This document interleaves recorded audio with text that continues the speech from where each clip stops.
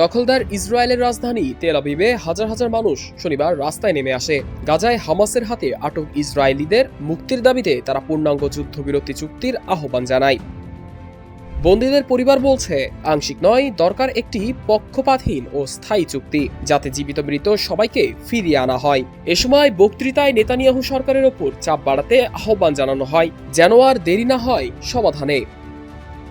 বিক্ষোভের মাঝেই ইসরায়েল সরকার জানায় তারা দোহায় আলোচনায় যাবে হামাসের সঙ্গে, কারণ যুদ্ধবিরতি চুক্তিতে ইতিবাচক সাড়া মিলেছে। সরকারি তথ্যে গাজায় এখনো 50,000 ইসরায়েলি বন্দী আছেন, আর ইসরায়েলি কারাগারে 10,400-এর বেশি ফিলিস্তিনি আটক, যাদের অনেকে নির্যাতনে মারা গেছেন। এদিকে গাজায় ইসরায়েলের আগ্রাসনে নিহত হয়েছেন 57,400-এর বেশি মানুষ, বেশিরভাগই নারী ও শিশু। নেতানিয়াহুর বিরুদ্ধে ইতোমধ্যেই যুদ্ধাপরাধের অভিযোগে আইসিসি পরোয়ানা জারি করেছে, চলছে বিচার আন্তর্জাতিক আদালতেও।